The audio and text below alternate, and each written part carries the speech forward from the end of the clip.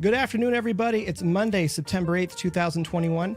My name is Mike Langford, and welcome back to another episode of DearBands Live. The podcast explores the paths and stories of career-minded artists and music industry professionals.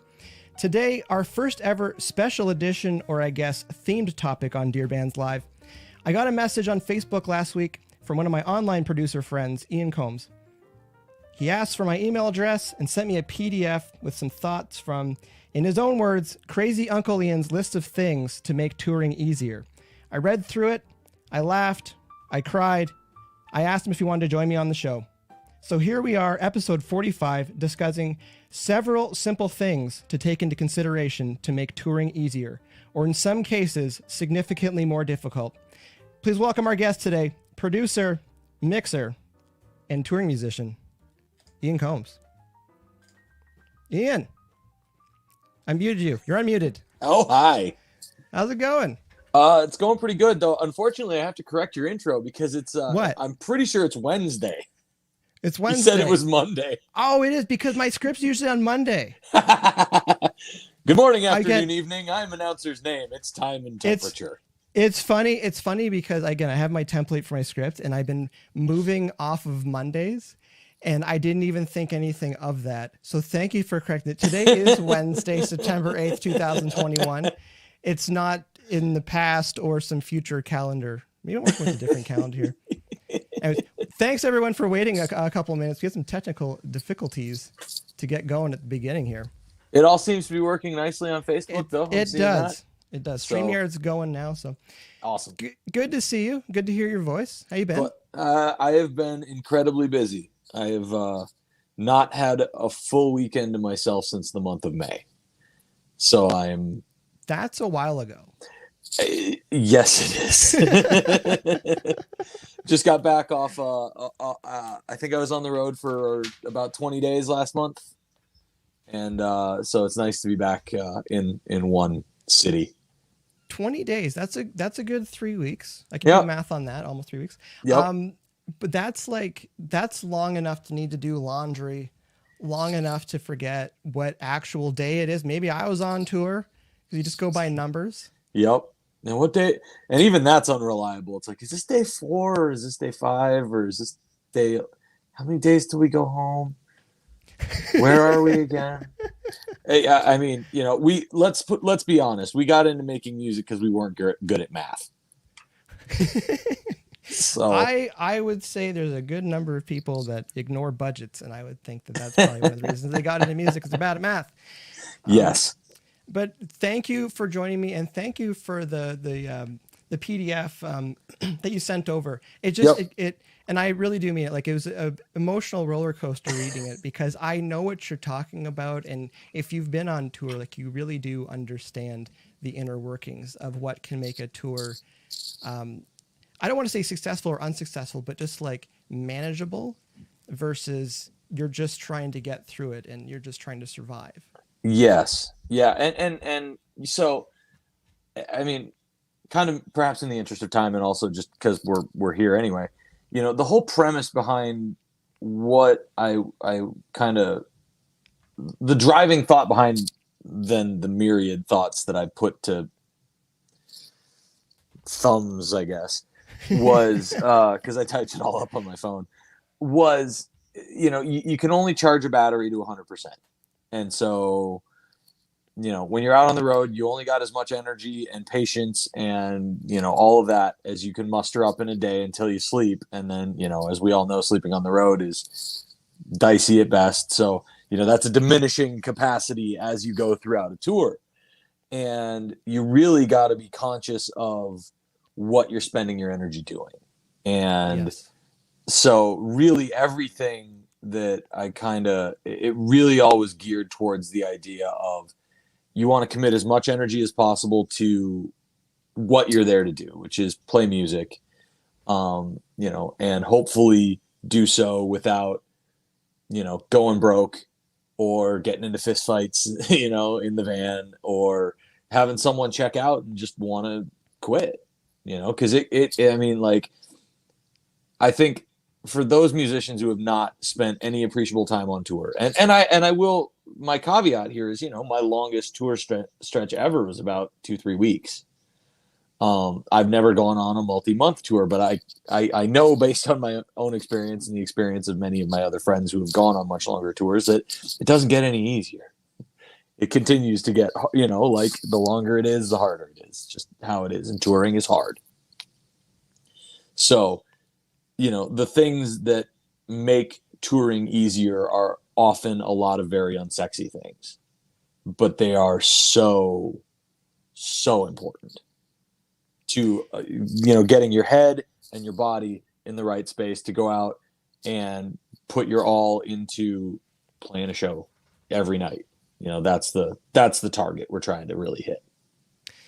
And it's one of those things that, because I'm sure you've seen it too, where bands say, like, oh, here's our tour dates. And it's like a Friday, Saturday, and then there's like a week off. And then there's like a Thursday, Saturday, and then 2 weeks off. And that's not touring. Like, not say don't call them tour dates, but like, they're not tour dates if they're not. Until you have to do laundry on the road, I don't think you're actually on tour. Yep. That's kind of that's the threshold sort of thing. Yep. But also the idea, you're mentioning about, we'll talk about it later on too, but just as far as that battery being 100%, like when you head out on the road, when you head out to play, that's probably your peak physical condition you will get on the road. That's the best you will have eaten and slept before you head out. And then the other thing too, it's just like you mentioned before, the idea that like that show, that half an hour you might be on stage, there's still 23 and a half hours of a day that could be filled with some of the most unpleasant stuff you have to deal with. Mm-hmm. So again, reading through your PDF, it's just like, these are all things that could just make things that much easier or exponentially more difficult when things are already hard enough as they are. Exactly. And we run into unexpected things constantly. That's just the nature of the beast. So having as solid a grasp on the things you can control helps limit the damage when when things get weird, and they will. Because it's inevitable. It's not if, it's when. I joke about it. What's touring like? It's fine until it's not fine. That's every day, all day. It's fine until it's not fine. Yep. Let's dig in. I've bunched this into some categories here to go over. No particular order, but some type of story arc, I think. Yep. Number one, transportation. I mean, you can't go on tour if you don't have a vehicle.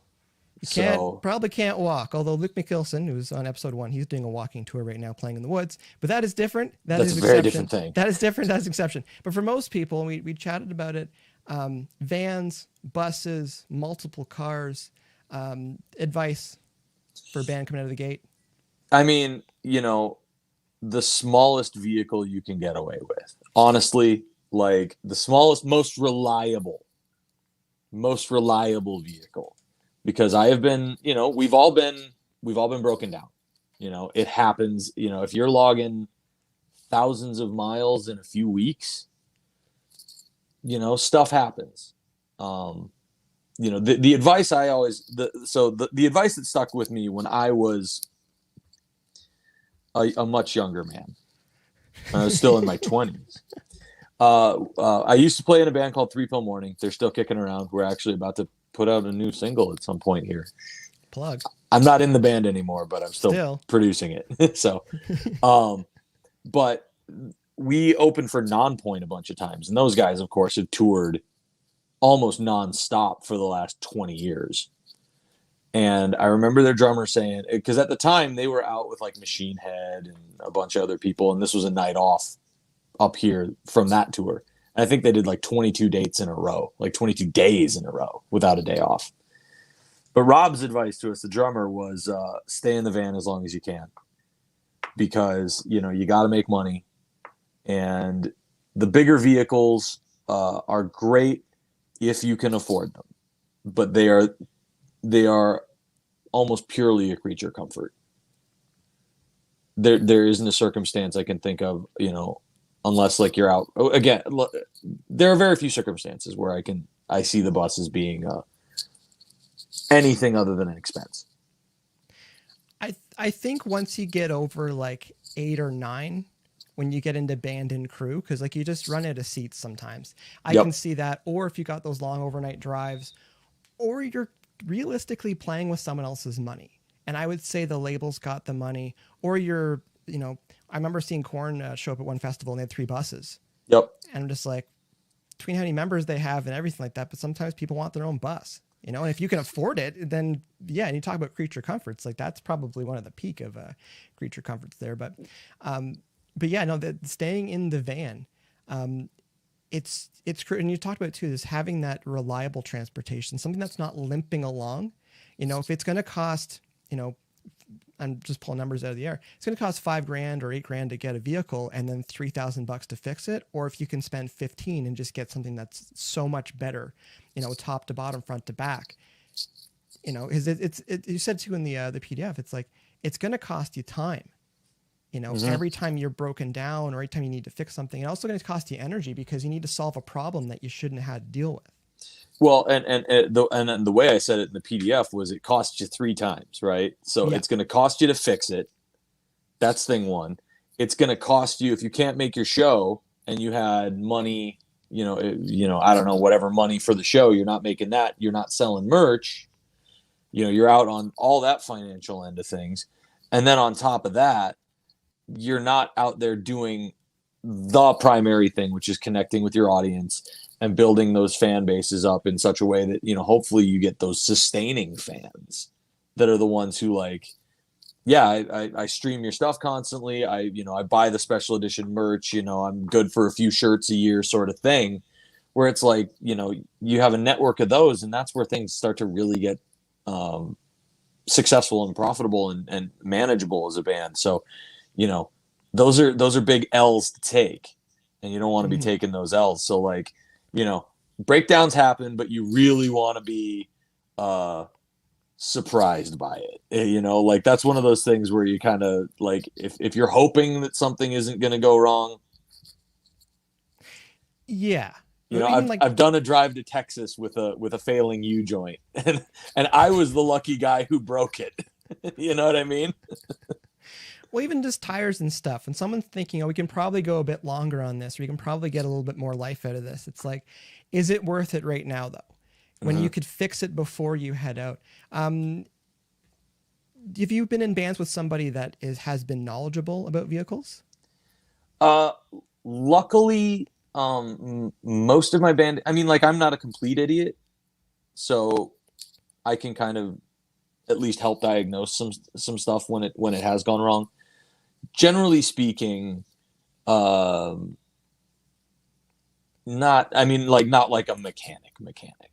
Yeah, because some of the bands I know that do have buses, like diesel buses and stuff, they've got a couple like diesel mechanics in the band, so they can actually get in there and fix stuff and figure it out. Also, like YouTube, if something's acting up, it's one thing to get the manual out for your vehicle, but like YouTube can sometimes give you just patch or band-aid solutions for a problem so you can get where you need to go, or let you know if something's like not that big of a deal right now. Yep. And limp where you got to go. Yep. I remember we had a fan belt go, like not fan belt, the serpentine belt, or one of those belts where you're just like, this is a big deal. Yep. And we were driving and it was late at night, and all I was thinking is if we pull over, we're probably stuck, and then we probably got to wait. But because the van's going right now, and just looking it up online, they're just like, keep driving because the van's actually getting air through it right now. So just like, and that was just a quick search of like, what should we be doing right now? So definitely 100%. Keep that in mind. We all don't 100%. We all don't need to be mechanics, but it can definitely help. Trailers. Actually, before we move away from that, because so my buddy Jeff, the singer from Three Pill, when I left the band, then they started touring real hard. And when I left the band, we had a 170-inch wheelbase Sprinter, which is the long Dodge Sprinter, right? And it was great because we could build a couple of little bunks in it, and like dudes could crash while other dudes were driving. But what started to happen is, as that thing really started to accumulate miles and they started needing towing services, they found out that the long wheelbase van was really hard to get a tow for. So it wouldn't fit on a normal flatbed. So like there were a couple of pieces of really great advice that I sent Jeff the PDF as well, and a couple of things he sent back that I've added in, was, shorter wheelbase. Like if you get the Sprinter thing, don't get the long wheelbase, because then you need a specialized flatbed or something like that. Um, and also, if you have to get it repaired, dealership networks are a big deal, because then all that information stays on file. If the work is under warranty and it's warranty work that broke, it might not always be the cheapest option, but it's good to keep in mind where, if you can, that way you've got just all the information about the vehicle in one spot. So it's easier, hopefully, to keep tabs on it and keep it running.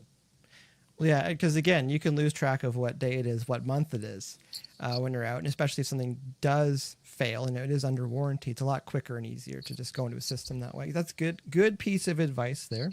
Yep. While we're on that too, you just made me remember oil changes. Oh, yeah. Don't skip out on oil changes, because I've been on tour where we've gotten several while we've been out. And part of me is like, do we really need to do this? But I'm not questioning it. Because if you're putting the miles or kilometers onto the vehicle, it's like, just get the oil changes done, find your spots to go and do that stuff. And I imagine too, it's probably easier with the smaller vans and smaller vehicles that way. I do want to talk about trailers. Because I don't like trailers. Oh yeah, no, I'm. Because if you can fit everything into the van, if you've got a 4-piece band and you can fit, or a 3-piece band, you can fit everything into the van, figure it out, and scale stuff down. But there was a piece in the document you wrote about, was it tandem trailers? And again, this is a 3-pill experience thing. With tandem, I mean, like we rolled around in a single axle trailer for a very long time, but like a single axle trailer, and this was back in the days when like digital amps weren't nearly as good, and in-ear monitoring was ludicrously expensive. But like we had a single axle trailer that we were carrying, my base rig in that at the time probably weighed 600 pounds, 2 412 cabs, merch, drum kit, drum hardware, and we started to like, man, why are we chewing through tires, and why are they wearing so weird on this trailer? And then we finally bothered to look, and it's like, oh, the trailer's rated for 750 pounds, even though it's a 5x8. And it's like, oh, well, that means we need to fire someone from the band if we want to keep using this trailer, or we need to get a tandem. The gear gets heavy so quick.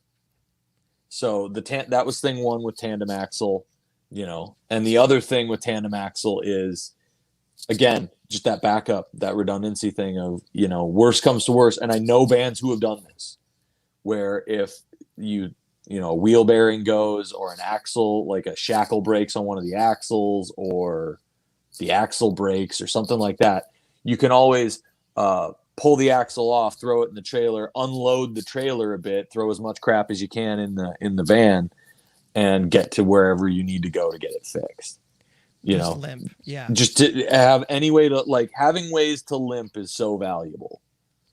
What you one of the things touched on too, just like how much gear goes in the trailer, because I've seen it too. When you just have the back of the van and maybe one of the benches to put gear in, you're very mindful about what's going in there. Yes. And I see some bands with trailers, they got a big trailer and they just start putting so much useless crap in it, things they don't need. Oh, I might need this extra guitar. Oh, I'll bring this backup guitar head sort of thing. It's like, there's probably other bands there, and if something happens to your gear, you can probably, beg, borrow, and share to get through it. But just like, so much extra gear can end up in a trailer when people aren't being mindful. It adds weight. And yeah, so I just be mindful of that too. Absolutely. And on this last run I went on, we were a little guilty of bringing too much. I will be, because I will fess to it. I also had to keep working on records, and we had kind of a varied tour schedule. So, I mean, I had bases, and on a long trip, I'll bring 3 because I'm a little paranoid. Just a little paranoid, but healthfully so. But then I also had to be working on a record while I was in the back of the bus. So I think I had 6 instruments with me, because we were also doing acoustic sets and electric sets. So I think we had like a dozen instruments between 3 guys. It was just kind of like, but it can happen depending on what the nature of the tour is too, and you don't want to, you got to bring enough. But like, bring enough plus just a tiny bit more. That's, Yeah, but not every. No, actually, don't bring everything. You bring up a good point with the acoustic instruments too, because I find like you need to be more mindful of that, because I don't feel good just throwing acoustic guitar cases in the back of a trailer all the time. It's like, find a spot where it's going to be protected, because all it takes is one good set of train tracks to just juggle everything in the back of your trailer as well. But when it's sitting in the back of your van, it's like, okay, at least you know where it is, and it's kind of protected that way. Yeah, I think it's also a casing, and I know that's another discussion for later, but buying good, appropriate casing for where it's going to travel. I don't bother bringing my ATA cases when I'm playing a church gig here in town. But if I know they're going under a bus or in a trailer, I've got anvil cases for my basses, so I can throw them wherever, and I feel really comfortable They'll be with protected. Well, that was the next point I want to get to, go from the trailer and go into the cases, because again, we can get some very oversized cases, and you mentioned drums, because I've seen that when people use giant cases to put a lot of their drum stuff in, and they weigh a ton, and they're huge. And you're saying too, a lot of the times they don't get to even stay in the venue. They end up back in the trailer because they're just too big. Yep. Want to expand on that? Well, it's so casing's a thing, and man, is it an unsexy purchase. It is such a until you it's unsexy until you're out on the road a lot. And when you're out on the road a lot, even if it's just like a lot of weekend warrior gigs, which I did for years, to be able to, one, rolling things is better than carrying things. Hands down. Right? Like, so if there's any way to make it roll, dear God, please make it something that can roll. And if you do have to carry it, good handles beats no handles. Right? So like, even if you're carrying road cases, like up and down flights of stairs, which, occasionally happens, boy, is it so much easier when they have like proper handles versus like, you're trying to carry, how many 810 cabs have you carried by the wheels up a flight of stairs while the other guy holds the towel bar, right? I want to say 0, because we've always said a 410 cab's probably fine for what we need to do.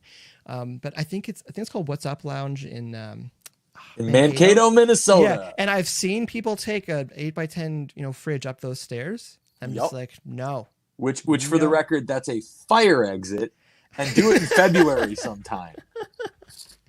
But it's you don't need to bring that. I'm sorry. It's going to be okay. I know it looks cool on stage, but you get the x-rays from your lower back in another few years. You're like, yeah, that's from the fridge. And so that became, that's a real thing. Like, and minimizing trips, to a point, because you can make cases real heavy. It's real, the cable case, the cable trunk is the one that like people don't realize, like, what, it's just cables. And then like you go, oh God, the cable trunk weighs 300 pounds. Cause we have, I loaded in a show. We were playing with Taproot, and like, we got the 2 mixers in, like, cause we had a sound company come in to do it. And they were the big old, I can't remember, Soundcraft, like 56 channel desk, like big heavy desk, several hundred pounds. And I get it in, and I'm like, oh, thank God, that's all the heavy stuff. That's the heavy stuff. And then the 2 sound guys from the company look at me and just kind of snicker. And I'm like, what? Like, dude, cable trunk, man. And oh my God, that almost took my arm off.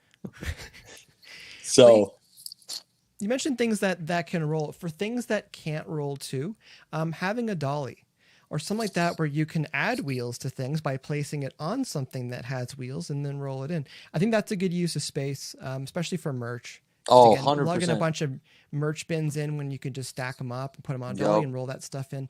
Or even with drums and stuff too, because, if you don't have cases that have wheels, because that adds a lot of weight to your drums already that are already heavy. But the idea, if you do have one of those kind of flatbed dollies, put your drum stuff on it, roll it in, that can happily go back into the trailer after. And it just makes everyone's life that much easier. When 100%. 2 o'clock in the morning trying to load out.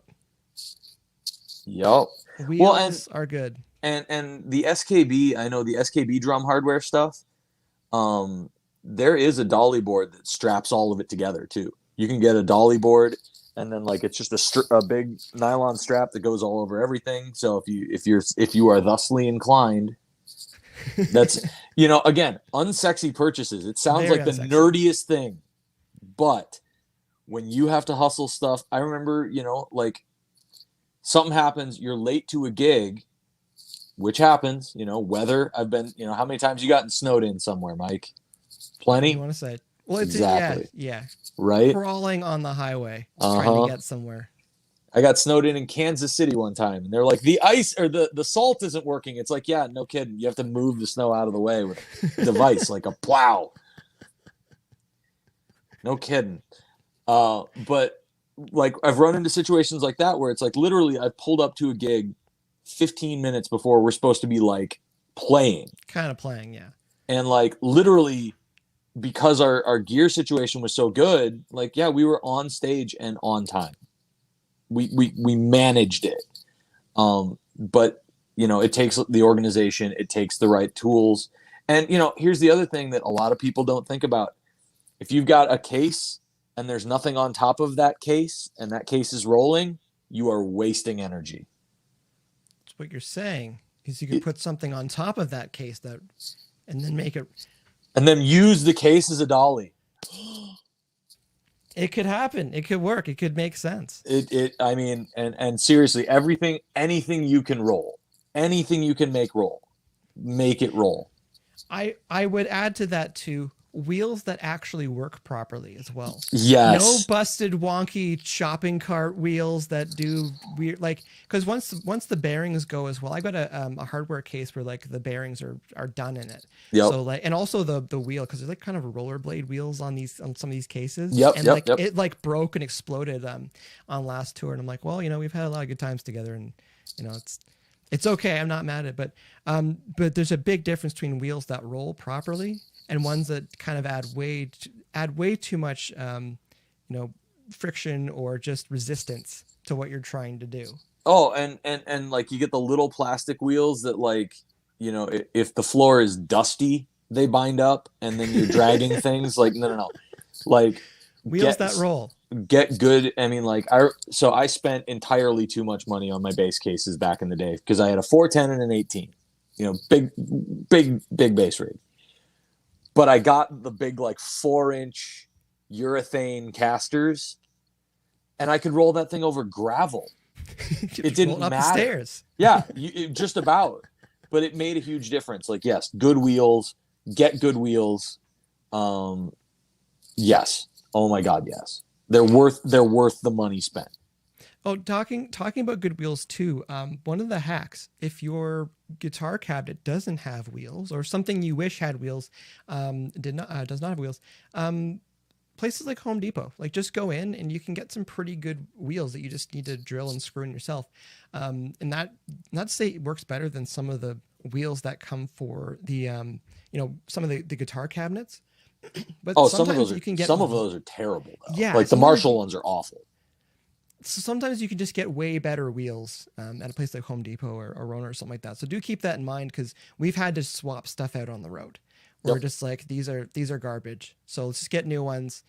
We've also, like, we need to make repairs sometimes. You didn't hear this from me, but sometimes if you need tools, just go to Home Depot, and if you can't rent them, just buy it and do what you need to do and then bring it back. Return it, yeah. Not the right one. Had to bring it back. Sorry. Actually, a lot of auto parts stores, I don't know if it's true here in Canada, but it definitely is here in the U.S., like O'Reilly Auto Parts and a lot of the big auto parts stores have free tool rental programs. Okay. So, like, if you need something, if you just need, like, a few things, go check out an auto parts store, because there's a very, very good possibility they'll just loan you the tools. Like, you literally just have to put them on a card so that if you don't return them, they take your money. But if you literally just need to borrow tools, that's a great avenue. That is a hot tip. Because again, when you just need to borrow something, and it's just, that's a great tip. We talked about guitar cases. I just want to mention, I think it falls in the same thing with just cases getting heavy. Yep. Because sometimes you see these guitar boats that have like 5 or 7 guitars, and they weigh a ton. Yep. They take up so much space. I think 3 is a good amount of instruments to have in a case for guitars and basses and stuff. It's manageable. Yep. Also, too, just like if you've got one giant case, you might think it's a good idea, but then when you need to put that one giant case somewhere on stage, or if you're opening, you don't have space for that one giant case on stage. So you got your guitar boat that's got it, and then so your guitar rack that's got everything, and then your empty 5 or 7 space guitar boat that's sitting off to the side, which didn't Yep. need to come.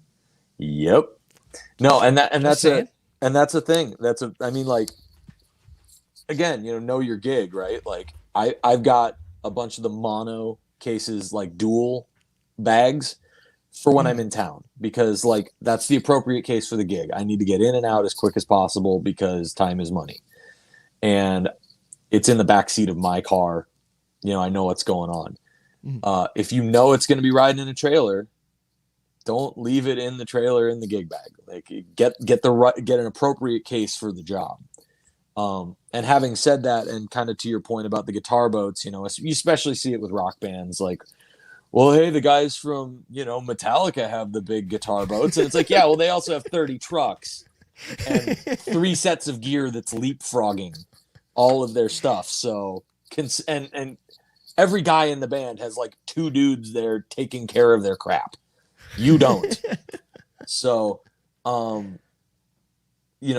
if you want a little more of that, like there are companies like Enki and Quantum Industries that are making those like mini vault things, but those have wheels on them, and those actually look really slick. Those are, those aren't huge, not cheap, but not huge. They're really nice, a nice practical medium.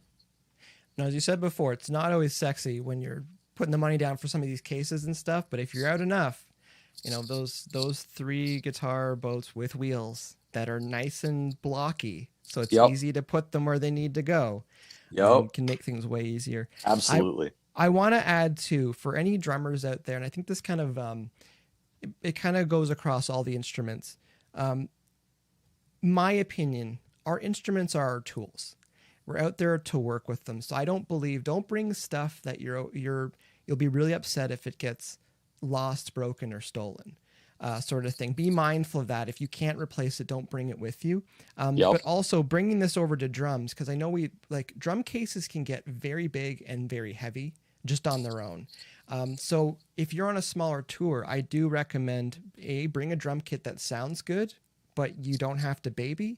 And then also a drum kit that is in soft cases, especially if you're in a van or something like that, because you can put your cabs and your guitar cases and all stuff in the bottom and then put your drums up on top. They're not crazy heavy because the case isn't adding extra weight, but also like they can lean against the windows and stuff like that. And that soft case can help quite a bit. So not everyone's going to agree with me on that.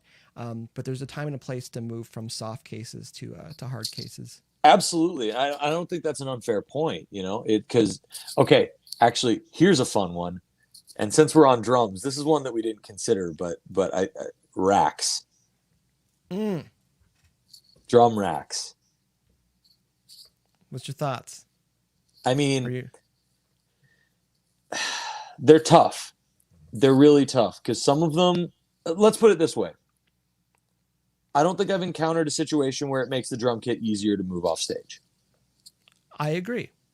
I tend to think, I don't mind like some of the DW tripods that you can put a few things on, because like I can get one of those in one hand and something else in another hand and walk 2 things off stage. Yes. I think that's almost always the win. That's actually that's the main point. Why I don't like the wraparound drum racks, especially for your support and opening acts and stuff, because you got to set it up somewhere, and then you need 2 people to like move the whole thing, and it's always unstable and tippy, and yeah, when you just need to get off stage, it's like grab what you can carry, which is sometimes 1 stand or 2 stands, and then maneuver yourself off. I just find they're really big and clunky. If you're headlining and you got a drum tech and you got the time to set it up and tear it down, absolutely. But I hear you. How many moves is it to move your instrument off stage? Well, and man, this almost seems like an axiomatic thing, but if it takes 2 people to move it, consider it. Yeah. Like, think about it. Like, if you can't, because I mean, like one of the last gigs I played with 3 Pill, I filled in for him like a year or 2 ago, and Like, I hand carried a half stack down a flight of stairs in one trip, head and cab. That is heavy. That is not light. But I can carry, like, I can do it. You know, you can I'm do not, it. Not recommending that people do it. I just like to be an idiot occasionally. But the point is, like, one dude can carry a cabinet. One dude can carry an amp head and something else. You know, like, it's that stuff that when you need two people to pull it off the stage and you want to be off in 5 minutes, you know. Not like, joking 5 minutes. Not joking 5 minutes. Get off stage. Get your stuff off stage. And if you take your cymbals off while you're on stage, so help me God. You don't do that. You do that. You can put your cymbals on, take your cymbals off anywhere else, but stage. But if I see you doing it on stage, I'm throwing punches. Oh, my favorite too, not to get sidetracked here. My favorite too is the drummer is taking the cymbals off the stands on stage. Then their buddy comes up to the stage because they got to tell him, great show right now. And now they got to chat for a second. And I'm just thinking, if the stage manager shows up and throws your things, I'm not going to feel bad at all. Because you have to learn. It's like, I know this is the big gig. I know you're having fun and excited. I know you're the first to 6 with a decent headliner coming through, and you really want to make the most of your 25-minute set. But like, get off stage. Talk to them at merch. First to 6. Sorry. Oh God, we've all been there. Everyone's been there. We've all been there. It's the big gig. But get off the stage. Just be professional a little bit. Learn. See what other bands are doing. They're not taking their cymbals off on stage. Yep. Nope. No, it's a good point. Moving on, actually, because the segue. Yep. Merch. We need it. That's your lifeblood. That is your best. That is the best money you make on tour. But like, I've seen it go both ways, and I've worked with this band out in Nashville, a guy named David Zock, who's the lead singer of this band, Remedy Drive. And he can fly date his merch. Like, he can fly date with merch because he's got it so tight. And to see that, and then it moves when he does it. Like, he'll sling merch, you know, he carries one duffel bag. And getting the merch to a manageable size is a thing, you know, because, you know, you don't want to carry, like, it's tempting to just keep all your merch together. It's very easy to do. But, you know, do you want to carry 700 shirts across the country all the time? Do you want, and all the physical space, especially soft goods, because they take up so much volume. They're so big.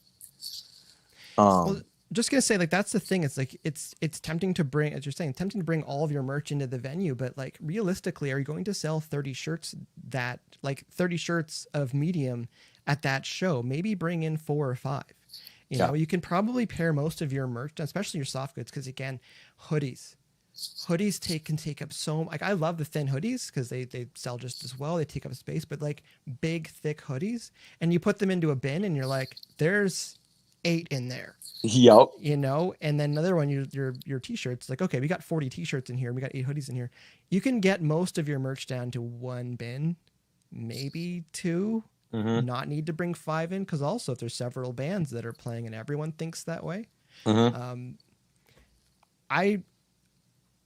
I'm hesitant to say this because they know who they are, but you see bands that have like big merch cases that they bring in, and it looks awesome until you actually run into real venues that don't have space for that. Because often your merch bin has to go under the table so people can like walk around. So they got these big, huge merch display cases and stuff. It looks great. Waste of money, in my opinion. It's and you know, like, for me, I look at, like, you want to have some good signage, right? You want to have like a banner of some sort, but like those rollout trade show displays, like the tall, long ones, get a couple of those because they go up and down super quick. They pack away tiny, you know, very easy to get things up and down. You know, if you look at the order of operations, it's in, up, down, out, right?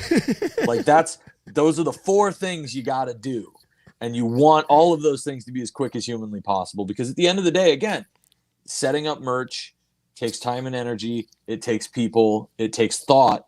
And you want to make all of that as automatic as you possibly can, and as low effort as you possibly can, because at the end of the day, is it going to help you sell that much more merch? That's the question. No, and it's with this. When you talk about your system, in, up, down, out, just like it's that basic when you're playing that many shows.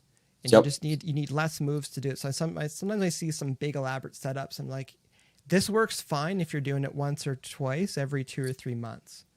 But if you're doing it every day, you're going to lose your mind like eventually because of how difficult it's making everything. And again, you're playing a place that you need to go up a fire exit to the second floor. You're not bringing it in. It's going to sit in the trailer, and it's also adding weight to your trailer when you didn't need to do that. And if you end up accidentally selling out of merch on the road, you are so incredibly lucky. You know what I mean? Like, get someone to ship it ahead to you then. High class problem. If there's anything you can overpack, you can overpack CDs a little bit more because they're so small. At least then you got the music, right? Like if I would say overpack anything, definitely overpack on discs. Don't overpack on the soft goods because the volumetric space of them is so giant, and you can do the math. Like if you got to do the math, look at kind of what your average merch sales are, add some gravy on top of it, and pack that much up. Yeah, I usually think 30%. Just go whatever you think you need and add 30% to it, and that'll give you the buffer, and you're good. And hands down, CDs and stuff like that, like they can bring in a lot for a touring band for how much space it takes up versus what you can get back from it. Just on that topic too, because vinyl, bands talking about vinyl making a comeback and selling vinyl and stuff. I'll just come out and say it. I think it's a bad idea because trying to travel with it, it's so much more delicate to deal with. Yep. It's delicate. It's heavy. It's big, and you just got to take care of it because it can't get too cold. It can't get too warm. You got to be mindful of where you're actually putting it if you're traveling with it. It's it's too fragile. I think it's a bad idea. Yeah, I could see it. I mean, and it's again, cool. Yep. Well, and really, I think the grain of salt that anyone can take from anything we're saying is if you're willing to put in the effort to have that thing, mazel tov. But I'm not. Like I want the only thing I want to think about real hard is like how I'm going to play the show better. That's really the only thing I want to put any mental energy into. The rest of this stuff should be as absolutely automatic and as physically easy as we can make it. And, that's the deal. Yeah, I'm worrying about your vinyl records melting or breaking when you go over a set of train tracks. All of that. It's because I remember, Warped Tour a few years ago, before times. There was some southern dates on that tour, and it was like 100 and some odd Fahrenheit. I don't know what that will probably be like 40, 45 degrees Celsius, so like super hot. Yeah. And like you couldn't do anything because your vinyl's like melting. It's like warping on Warped Tour. Go figure. Right. So it's not just a clever name.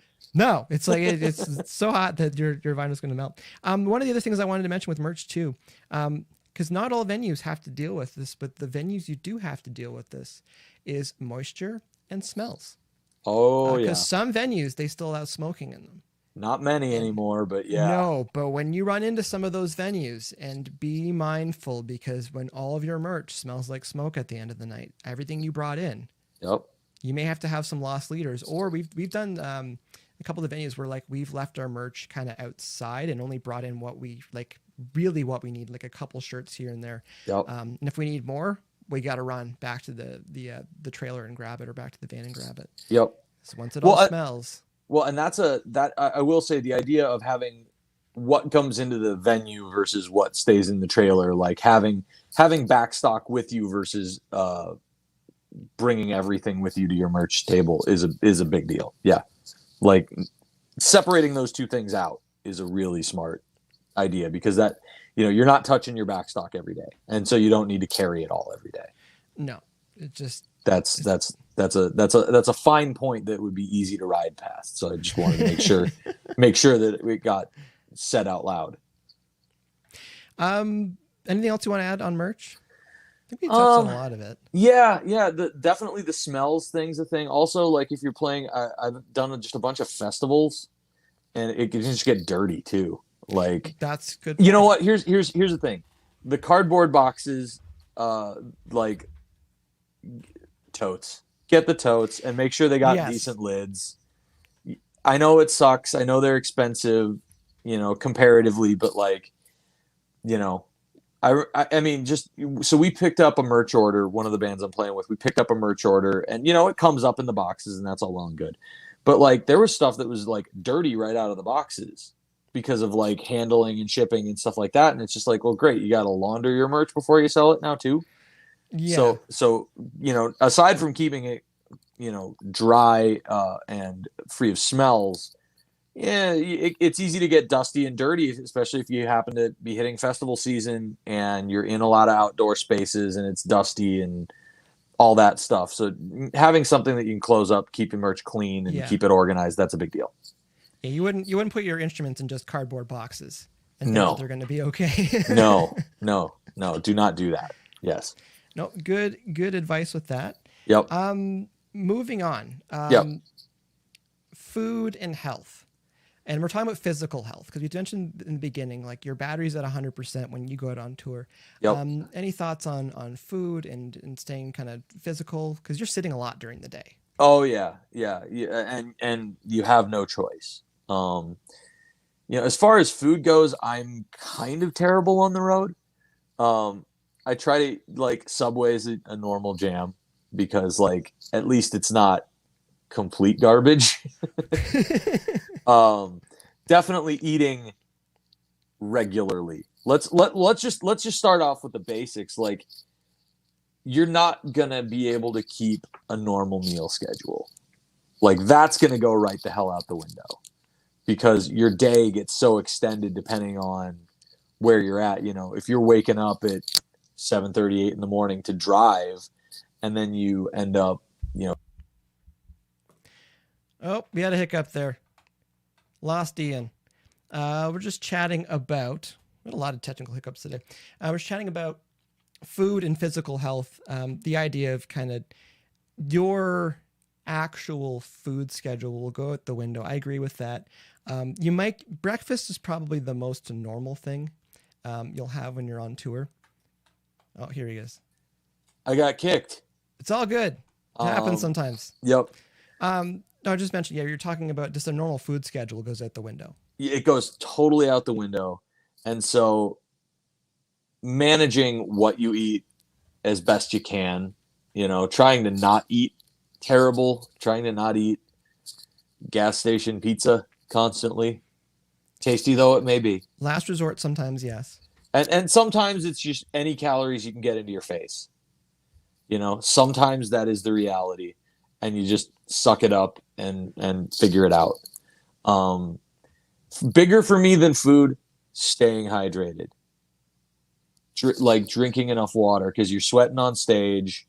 You're sweating loading gear in and out. And I just got back from the central U.S. at the end of August. Let me tell you, like 95 degrees and 95% humidity for like 4 or 5 days straight. You can't get enough water in you. You just, like keeping up is really hard, and I'm not always the best at it. And bearing in mind too that like if you're sweating that much, you're also firing off a lot of electrolytes. Mm-hmm. So, a little Gatorade or coconut water or Pedialyte or something like that. Occasionally mix one of those in to make sure, because like over the summer we had a nasty heat wave here in like June, and I realized as I was chugging probably 3-4 liters of water a day that I had kind of flushed all the electrolytes out of my system, and now all of a sudden I'm in even worse shape. So making sure not only that you're staying hydrated but getting electrolytes, that's a big deal. And that's good. It's often overlooked because everyone just thinks water. Yep. But it's not always just water. It's not always just water. Mix in something with some minerals. you know, and there are like little packet things you can get now. Like what? Oh God, I see stuff advertised that actually looks pretty legit. Like liquid IV or you know, things of that nature. Like if you just got to mix one in with a you know, a water, you know, a bottled water you grabbed at the show or whatever. But like, stay hydrated. That's a huge deal. And you want to talk about things that will actually really start to affect your mental health more than you think. Being dehydrated and being pissy because you're dehydrated is not fun. So People get pretty sick too. yeah, Dehydrated. Um, Again, when it's super hot out and you are dehydrated, it can just get worse. I've seen it too, where people have been dehydrated and then got like food poisoning.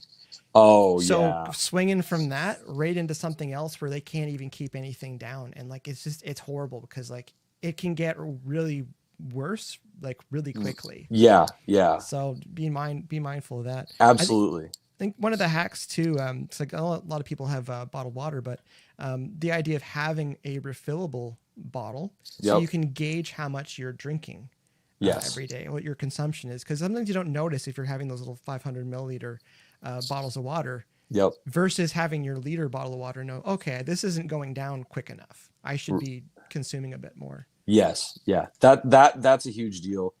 But yeah, eating as well as you can and eating good food, you know, getting enough protein, uh, getting enough, as we're all turning into older adults here, fiber. Ask me how I know about that. It's uncomfortable, let me tell you. I can imagine, and it's one of those what we talk about too, just like with the food. You mentioned Subway, but just the idea. I'm a big believer. Eat what you can see. Yep. Because sometimes you're not going to see food for a while when you're driving and stuff. So if it's after a show and you see something that's really close on the map, just go and get it. Don't drive 15 minutes to go get food after a show. No. And then sit in the drive-through for 45 minutes when your hotel's already an hour away, when you could have just grabbed something quick and then been on your way if you're driving. Yep. And then traveling too, you mentioned with like protein stuff, like so many, especially drummers, like we all joke about Cliff Bars. Like so many times we just live on Cliff Bars because after show it's quick food and Yep. you know, you're not having a full meal at 12:30 or 1 in the morning or something like that. But Which is also probably not great for you anyway. no, it's either going to make you sleepy when you're trying to drive, or you're gonna be wired again Yeah. to do stuff. So you nailed it with the protein thing too. Yeah. Because I remember searching it and they're saying that the McDouble is one of the best bang for the buck sources of protein. Really? Yes, which I thought was surprising, but at the same time, it's like, okay, it's a couple patties and Yeah. and $1.30 or something. Yep.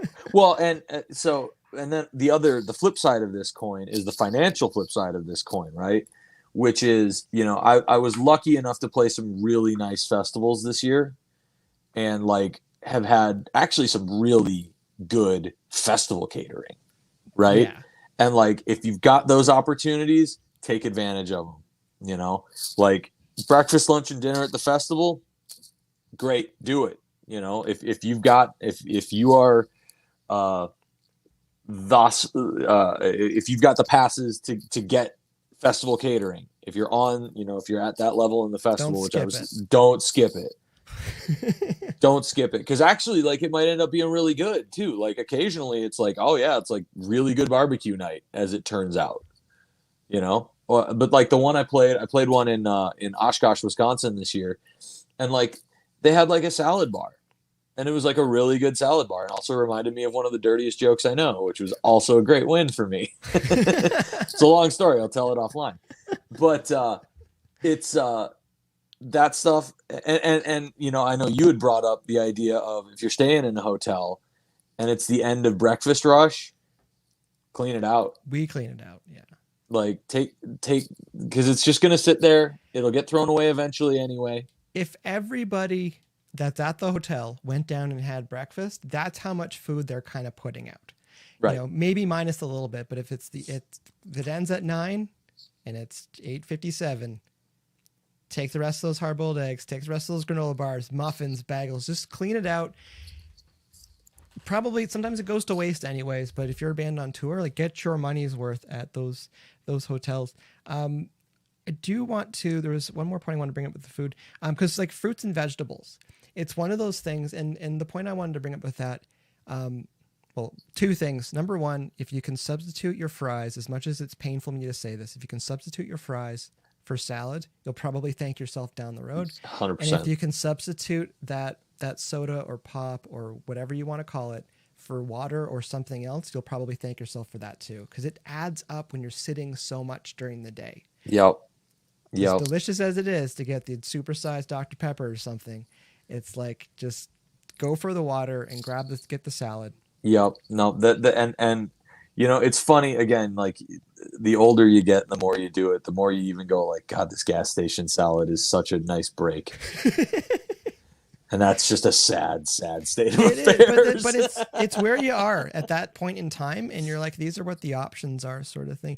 And the other point I wanted to make with the fruits and veggies, it can be really tempting to go into a Walmart or a grocery store and like load up on a bunch of things, but it's not always easy to carry it because it might not have the space in the cooler, or the amount of times when a cooler gets too watery, like if all the ice melts and then the water ruins everything. Yep. When you talk about money and financials on the road, you're just like, how much food can you actually afford to waste? Yep. So I always think have enough for like a day or two out. Yep. So that you got food to eat. Yep. But don't think you're doing a week's worth of groceries at Walmart and pretend that's going to be a good idea. Well, and likewise, you know, like if you're in a vehicle that has a fridge, if you've got like an RV or a you know, a bus or something like that, but that fridge has to stay powered. It has to stay powered. So the more stuff in there. And like, you know, if you're at a festival grounds all of a sudden and your generator breaks down or you don't have electrical access or any number of things, now you've burned days or weeks worth of food.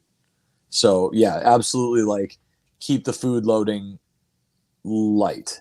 Like keep it Be mindful of how much space you need to take and other people. And what conditions are required to keep that investment good. Yeah, it is, and I say it's tough sometimes because sometimes I'm on tour, like you'll get things from, you know, friends and fans, and like the thing is now you have to travel with it, and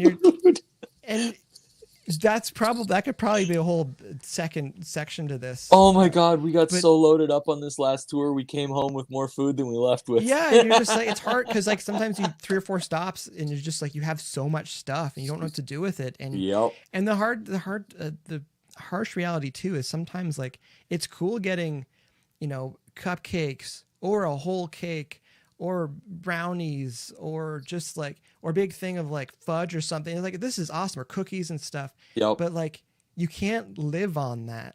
Well, I'm a living testament to the fact that you almost can. I have a sweet tooth as well, but I also, it's one of those things where it's just like, it's not ideal. It doesn't help all the time. Like you feel like garbage after a couple of days of it. You're just like, if I see another cookie, I'm just going to throw it. I'm good. Yeah. So it's tough sometimes because it is awesome. And it's a thought that counts. But yeah, sometimes it's too much to carry when you'd rather carry, you know, a few bananas or carry some Cliff Bars or carry a bit of water. Apples travel great because they don't need to be refrigerated. You know, get a oranges thing. Don't. Yep. Oranges you get like 2-3 days tops. Don't even bother with avocados. No one ever knows if they're ripe or not. No. And then they turn in 30 seconds. Too much risk. Yeah. Yeah. Not to mention you're going to cut your hand off opening one up at some point. So just don't do that. Yeah. So just be mindful of that. And also, it kind of ties into a later topic. But just the idea, like if you're like, police yourself, take care of yourself. If you're hungry, eat something. If you know you're going to be hungry, try to plan ahead. It drives me nuts when I see people in bands that are literally belly aching about being hungry. And you're just like, you're a grown adult. I think you should go find some food because the rest of us are trying to work right now. Or if you know you've got time to go get food, go get it. Don't worry about trying to get everybody to go all the time because there's a lot of moving parts for a band. Yeah. Oh, absolutely. And you know, group cohesion is such, you know, a huge deal. And that's part of that whole energy management idea behind this whole conversation, right? That like we only have so much energy to go around, and we need to, devote as much as we can to the show, but also like you got to keep the group together, because if one person on a tour is truly miserable, it can really make the whole thing super hard. So yeah, like keeping everyone on a similar plane, keeping everyone, fed well enough, rested well enough, not working to death. It all just makes everything possible, because it's already hard enough. Touring. I like to tell bands touring sucks. You just don't know it yet, but it sucks. And all the money that the big bands spend on stuff like catering and jets and nice buses and all that stuff, all that's there for is to knock back the suck. That's all it's there for. It's not making them more money. It's there to make it survivable. Because like people think like, I've brought up Metallica. You think about it, like I can't think of a bigger touring organization in the world right now. Like they are the kings of that, and they tour constantly. And all the stuff they do, is about making it possible for four dudes that are, approaching 60 to keep playing metal music for 2.5 hours a night in stadiums. That's a tall ask. That's a lot to ask. That is a lot. So, bear in mind that that's where all that's going. It's not like a flex. It's not like, oh, we can just do this. It's like, no. That's there because like it's hard. So no, you nailed it. It does make it more comfortable, but yeah, it's still difficult. Yeah. For what needs to be. Touching on the idea of just like people staying positive and stuff.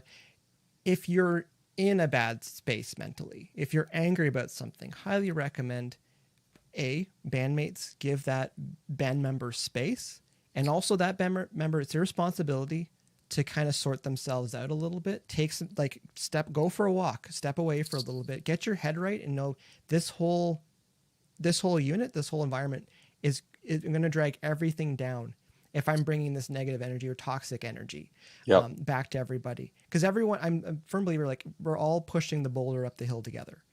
And as soon as someone stops pushing or stops helping and starts making it more difficult, everyone's reconsidering why they're there and what they're doing. Yep. So it's up to that person to figure out how they can make things better, and not just always temporarily better. Yes. How do you fix your problem? What's the problem here?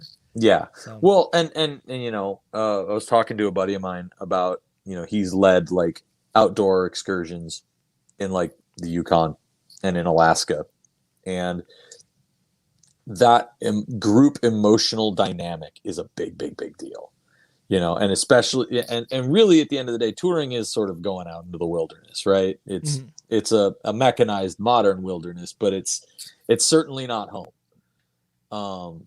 And that whole thing of like, one of the things that he was telling me about as I was talking to him the other day was like, one of the things that's sort of axiomatic in this world is like, if someone's suffering really hard too, the other side of it is, well, let's everyone else reach down to that. And like, say someone falls in a river, right? Now they're soaked, cold, uncomfortable.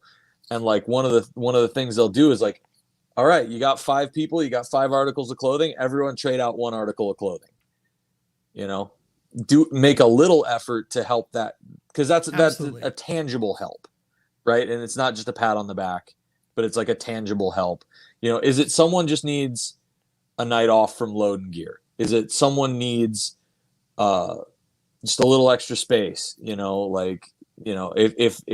you got hotel rooms and there's like one person gets a single bed, maybe they get the single bed that night. Like things like little things like that can go a really long way to helping that person out too.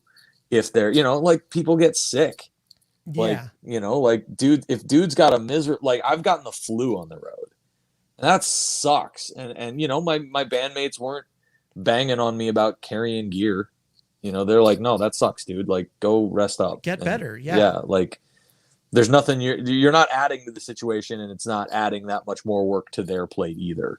So, you manage those things, but being mindful of the group dynamic is just No, huge. That's a really good point. And you think about that too. It's like when you see like units that are working really well together, the idea where they don't have to talk that much, they just know so and so needs a break. Or I've been on the road, like you talk about getting sick. I've been on the road, people have thrown their back out. Yep. And they're still trying to do stuff, and you're like, no, because if you make this worse, then we're not going anywhere. Right. Sort of thing. Or singers too sometimes. Like I do subscribe to like singers need vocal rest. They do. And the idea where like if they're not talking all day, they're not thinking like, oh, they're like, what's their problem sort of thing. It's like, well, no, they're resting their voice for half the day because they can't really do that once they get to the show. Yep. They need to be on again sort of thing. So just being mindful of what, and you nail it too, as far as the, sometimes the sleeping arrangements, which could be a good segue. Sleeping arrangements, it's one of those things where like if someone needs a bed, if someone can just, grab the floor or whatever, or someone sleeps in the van, it's just like, don't ask too many questions, but to understand who probably needs certain things. Who needs the bathroom first when you get into a hotel sort of thing. It's like, because maybe they need to get to bed first. Yep. So the person that could sleep all the drive, they don't hop in and take a shower. Yeah. And then, it's like, know the kind of not say the hierarchy of certain things, but just like certain people have been doing certain jobs and letting them take certain things first because you're fine. Yep. So. Oh, well, and prioritizing, having a priority, because like it's not arbitrary. None of it's arbitrary. Like there is a priority and there's a reason for it. Yeah. And I think everyone can get on point with that. It might take a little conversation, but absolutely having that idea of like, okay, if you were the last driver, then you get first bunk pick or first, van seat pick because you're going to be most likely to want to take a nap on this next leg. Yeah. Just stuff like that. Yeah, it makes things a lot easier when you just kind of have a established routine. Even with my band Dead Set, because there was the four of us and we had one hotel room for a long time, and like we always had our sleeping arrangements sorted out. Yep. So you weren't guessing where you were in the room or like where you were sleeping, sort of thing. Like, and we had a routine, and then two of us had one morning routine, and then the other two had another morning routine. So like no one was tripping over each other, sort of thing. Yep. But this leads to the next topic. So I know I've had you over an hour now. Yep. And we're fine for time, by the way. It goes by so quick. I know. But just segueing into it nicely with hotels and lodging, or just where you're staying. Yep. So that's just, I've seen it done a few ways, and some bands, and it depends on the tour, like I've definitely, been in some situations where like, oh, the venue actually booked us a hotel room because we're far enough from out of town, and it's just like they book you a hotel room, and then you just, it's part of your contract. You say thank you, I've been in situations where we've hotwired rooms. We use like hotwire.com or something like that. And, if you're going to be in the city and you're like, well, we can roll the dice. We're a small enough crew. We only need one room for the four of us, sort of thing. You can hotwire it and save some money for sure. Get a decent hotel room for $60 because they just rather have $60 than no bucks, and that can work very well. But like what you just don't want to be in a situation where your itinerary is so uncertain that you end up accidentally having to sleep in the Walmart parking lot in Atlanta, Georgia, in the hottest night of July, and you like everyone's miserable, no one sleeps, and that's just that's a recipe for rough stuff. Like there's some bands who do great Walmart surfing, because if you've got an RV with a decent generator on it, Walmarts are generally friendly for that. I actually learned on this last trip, Cracker Barrels are also apparently RV friendly most of the time. So, but just know what the plan is. Yes. Know what the plan is, because that's a stress that at 2 a.m. is one you don't want to deal with. Yeah. Holy cow. I'd say with smaller operations where the tour manager's in the band too. And I've been in that position 2 or 3 days out.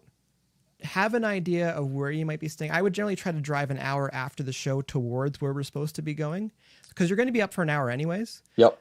So just drive to where you got to go. But yeah, an hour outside, hour and a half to grab a hotel there.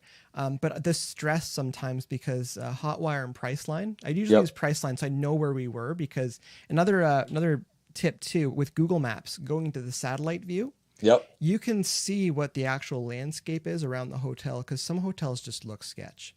With what's going on. So it's so the idea, you'll see the grounds, also to see what's around there. So if there's a Walmart or something, or if there's, Subway or something around there, then at least there's a few comforts there as well. Yeah. But yeah, no, the stress of knowing Priceline and Hotwire flip over at midnight. So if you don't get it booked, you can't go back. You have to start contacting hotels directly, trying to get in the system. So I usually try to have hotels booked 2 or 3 days out. And again, like, just have it in the budget. If you can, we'll get there later on. But you mentioned on your last tour, you went to campgrounds. Yeah. If you are in an RV or a bus, KOA, Campgrounds of America, you can get a pad for like $100 a night, depending on the size of the pad, the size of the vehicle, and the amenities you need. Like, do you need a full hookup, which is electric, water, and sewer? Or do you just need electric? For us, we didn't really have the full setup available. We don't have a shower in our bus. So and the sewer, like, we were barely using the bus bathroom as it was, because who wants to deal with that? That can go sideways. But yeah, the KOAs were nice, because, like, decent. It gives you the bare essentials of what you need. If you've got a vehicle you can sleep in, generally decent showers, bathrooms, Wi-Fi. Some of them, have like a little breakfast bar sort of vibe. If you've got a day off, we stayed at a very nice campground in Central Illinois, the Double J. I will plug them, because they had really nice showers, and just really nice facility. And they had like a little mini golf course and stuff like that. So if you got to burn, if you got to burn a couple hours, and mini golf, I'm there. You just want to screw around. They had a nice pool. They had a mini golf course. It's a resort. It kind of, yeah. So, but yeah, like $60 to $100, it's about the cost of a hotel room. But if your vehicle's sleeping more than would hold in a hotel room, well, then you're winning. Well, but that's one of those things. When I see the price of that, I'm like, can you not find a hotel that you can still kind of get your bus somewhere there, so you can get the hotel room and also have a place to stay? It really, like, depends. But they're either way, it's a decent other option, because it depends on where you are too. Like, we were in Springfield, Illinois.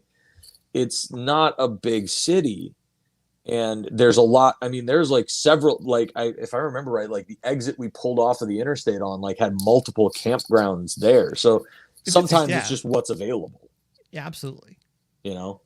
And it is an easy deal. You pull your vehicle in, you plug in some power, and you're done. And you're done for the night. You walk down to the showers or whatever. It's a little like being at camp, but like whatever. Yeah, they're not a bad option. Let's put it that way. No, and that's the thing. Like, it makes sense if that's part of the planning, and if you do the routing for it, to know where these campgrounds are and everything. It just gets down to, like, it's tour management. It is. And it's one of the things where, like, it can be a pretty thankless job, but when you see how smoothly things can run when you've looked out far enough. Or also too, and it kind of goes back, we talked about communication, but like, it ties into too, is letting everyone know what to expect a couple days out. Yeah. If anyone's got questions, like, because I as a tour manager, I would constantly have everything kind of typed up, not always printed out, but I could always send it to the band members, so that I wasn't guessing what the plan was.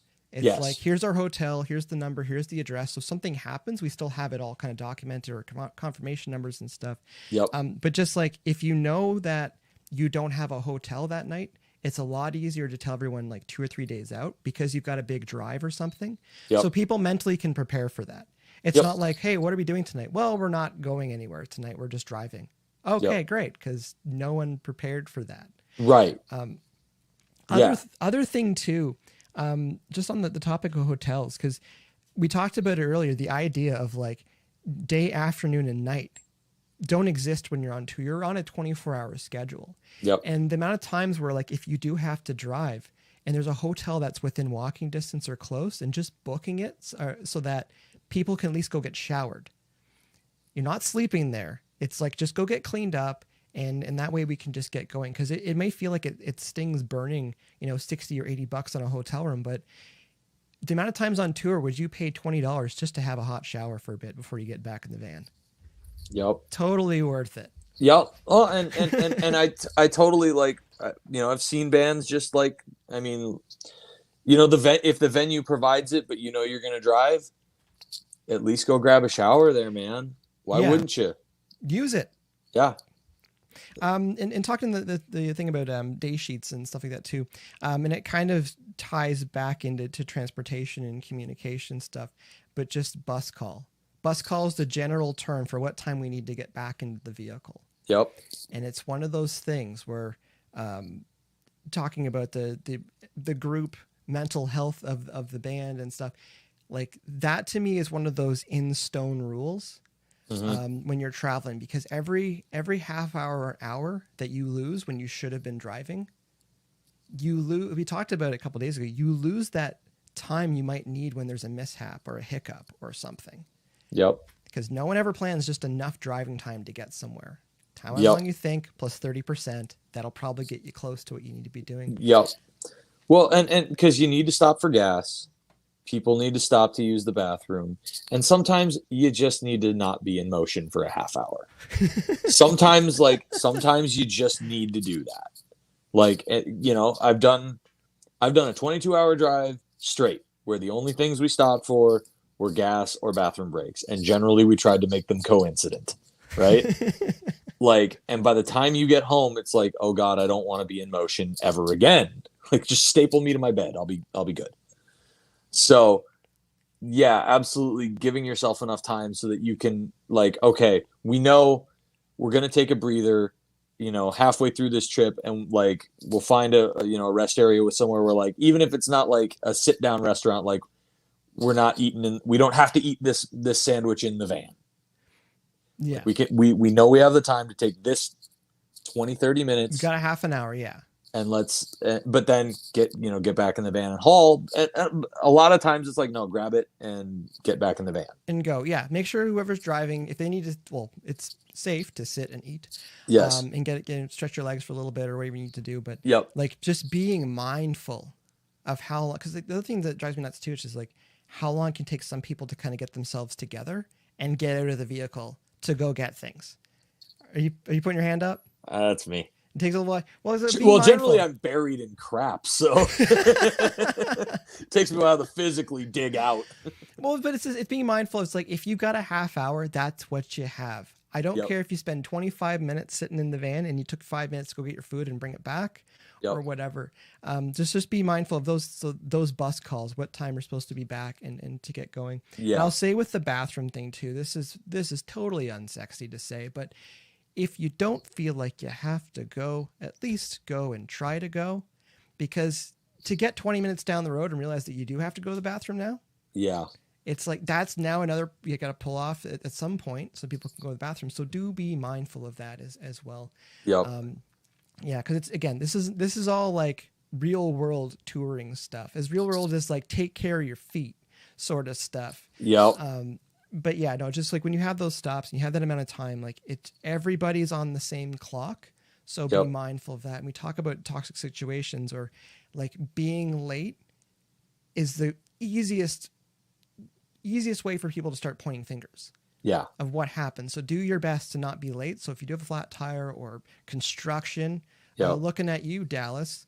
Oh God, Dallas sucks. The worst. Just the idea of the things that they'll make you lose time, not be late, but just lose time. It's do everything you can to avoid some of that. Yeah. To stay, trying to stay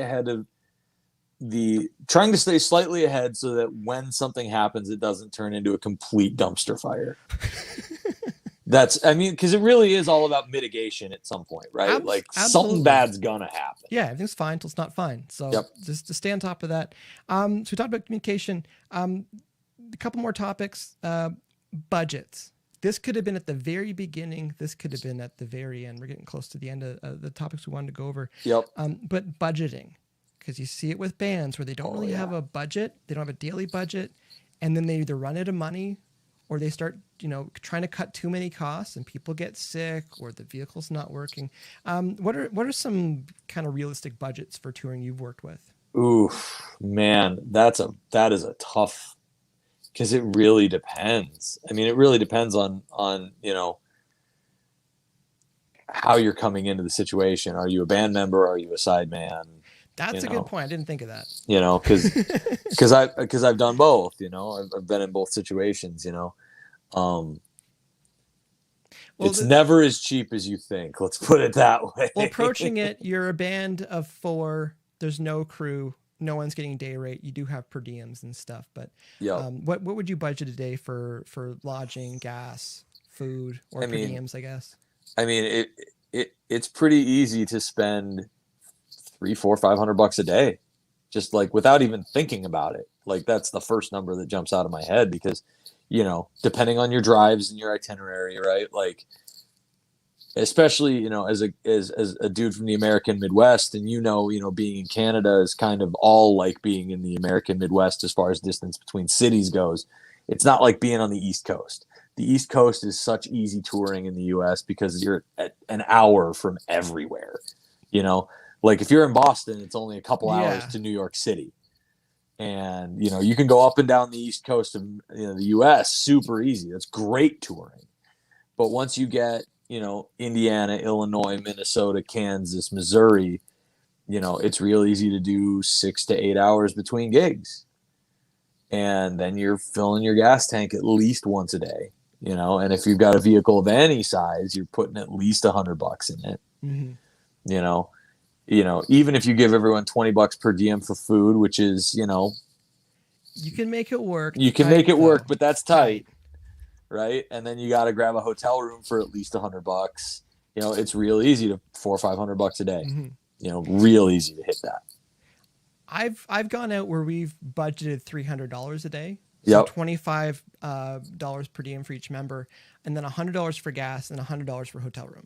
Yep. And not every day is going to work out like that, but if you've got a day off, you're not driving, so you are saving some of that gas money and stuff like that. But just knowing even to talk about that $20 per diem, it's like that's when I'd say take advantage of that breakfast at the hotel. Make sure your hotel includes breakfast, because that can at least get you breakfast and lunch usually at your day, and then you got the money for dinner and Let's say too, just to say, we talked about gas station food. It's so expensive. Mm-hmm. Some of it's so expensive. So those creature comforts there might want to pass on those. But back to the idea with the budgeting and stuff too. It's just knowing if you're going out for 20 days and you're thinking $300 a day or $400 a day is your budget. Yep. Easy math. That's what, $6,000 or $8,000. Yep. In your budget. And there's a lot of bands where like you just say that, and they just feel it in the bottom of their stomachs. Like, that's a lot of money. Mm-hmm. And that's just to get going. That's just to keep anyone from, so hopefully no one dies. And hopefully your vehicle can make it and stuff. And that's with, as you're saying too, it's going to cost you more. That's without any flat tires or mechanic stuff or someone getting sick or losing a gig because you couldn't make it. Like, or you find out like you advance a gig and then the club closes the time you advance it when you show up, which I'm sure has happened way more than anyone's comfortable admitting. I just saw Rich from September Morning was saying that one of the because of the storm that came through, one of the venues had the roof ripped off. Mm-hmm. It happens. Yep. So you budgeted for it, but you're not getting any money that day. Yep. And it's touring is not cheap. No, it's an investment in the business. And for 4 members or 5 members to say, okay, this is going to cost us, $6,000, $8,000, $10,000 just to up front know that we're going to be okay. Yep. You start seeing some people take a step backwards. Yep. Because they're like, I just want to play for fun. And that doesn't sound like fun money to me. That sounds like business money. That sounds like real money. Yeah. So I highly recommend be transparent about these budgets. And then also I've been the person in charge of spreadsheets. Yep. Be transparent about the spreadsheet as well, because when you see money coming in, you see money coming out, let everyone realize that. that extra driving, or going out of your way to go pick something up or drop something off can add a lot of extra miles to your vehicle, and it's gas you're burning. Yep. And really just duplicating work in general, really at any point in this. And I know that kind of ties a lot of these things together. Like, duplicating work sucks, and it's a drain. It's a financial drain. And you got to look at it that way, because like, you got to run the ship as tight as you can. If we haven't reinforced the point enough, touring is challenging, and trying to make money while touring is an even bigger challenge. So running a tight ship. And I am a terribly undisciplined human being, but like, that's one of the few places where you have to be, like, you can't not be fairly disciplined and expect to succeed. Like, you have to have, and it's these things of like the day sheet. It's this thing of like respecting the clock in terms of like, we need to get to XYZ by X, Y, or Z, because we just have to. Yeah, that's the goal. So, yeah, anything you can do to save duplicated work, to save heartache, to save unnecessary effort, that's what all the pre-planning is for. And actually, something we might not have talked about was like teching gear. No, that was on my list, but yeah, no. If you don't mind the quick segue. Do it, yeah. We live in this world now where like we have all these great things like Line 6 helixes, right? And Behringer's. I got to play with the Behringer wing mixer the other day. That's actually really cool. It's really cool. For a front of house mixer, it's amazing. Like, you could put Fairchild's literally on every channel if you wanted. Instead of bringing the $30,000 physical unit. Yeah, and that's the mono one. You only get to use it once. But we've got all this amazing digital technology, and it's great. Like, it is absolutely phenomenal. But one thing it is not is quick.